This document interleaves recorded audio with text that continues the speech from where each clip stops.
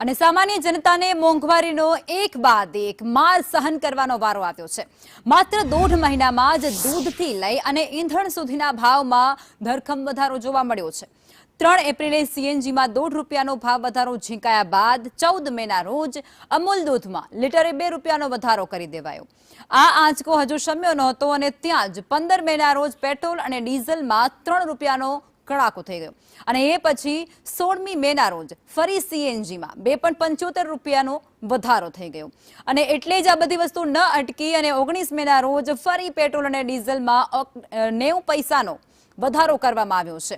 આ સતત વધતા ભાવે સામાન્ય માણસનું બજેટ એ ખોરવી નાખ્યું છે અને આનાથી જનતા ત્રાહિમામ પોકારી રહી છે। ત્યારે અહીં સવાલ એ પણ થઈ રહ્યો છે કે આ મોંઘવારીમાંથી સામાન્ય વ્યક્તિને ક્યારે છુટકારો મળશે। એકવાર ફરી પેટ્રોલ અને ડીઝલના ભાવમાં વહેલી સવારે વધારો થયો છે। અગાઉ પણ થયો હતો ને આ જ પ્રકારે હવે વાહન ચાલકો શું કર્યા છે સીધી જ વાત આપણે એમની સાથે કરીએ। એકવાર ફરી મંગળવારની વહેલી સવાર અને પેટ્રોલ ડીઝલના ભાવમાં ભડકો। સરકારે એ વાત પર સમજવું જોઈએ કે જે જીવન જરૂરિયાતની વસ્તુ છે, હવે આ પેટ્રોલ તો જીવન જરૂરિયાત જેવું જ થઈ ગયું છે। એના વગર ચાલે એવું, નોકરી ધંધે જવા માટે પેટ્રોલની જરૂર પડે દરેક વસ્તુ માટે એના માટે ખાસ વિચારવું જોઈએ સરકારે। હાલ જે વધી રહ્યા છે વહેલી સવારે આંખ ઉઘડે ને વધારો દેખાય। હા, વધારો દેખાય રહ્યા છે, ચમકી જ જવાય છે કે ભાઈ આ શું છે હવે।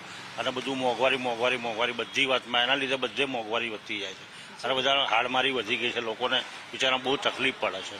જરૂર એટલે પેટ્રોલ ડીઝલના ફરીથી એક વખત ભાવ છે તે સતત વધી રહ્યા છે। વહેલી સવારે આજે મંગળવારનો દિવસ અને એ જ મંગળવારે આજે મોંઘવારીનો અમંગળ જોવા છે તે મળી રહ્યો છે। મહત્વનું છે કે પેટ્રોલ અને ડીઝલના ભાવ પર જે એચપી દ્વારા જે ભાવ વધારો જે કરવામાં આવ્યો છે, 86 પૈસાનો વધારો કરવામાં આવ્યો છે, જેમાં નવો ભાવ પ્રતિ લીટરે 98.31 જ્યારે ડીઝલમાં 93 પૈસાનો વધારો છે, એનો નવો ભાવ 94.15 પૈસાનો અહીંયા નજરે છે તે પડી રહ્યો છે। મહત્વનું છે કે એક બાદ એક જે મોંઘવારી જે વધી રહી છે ને ફરીથી એક વખત પેટ્રોલ અને ડીઝલના ભાવ વધારાને લઈને શહેરીજનો છે જે મોંઘવારીના મારમાં મુશ્કેલીમાં મુકાયા છે।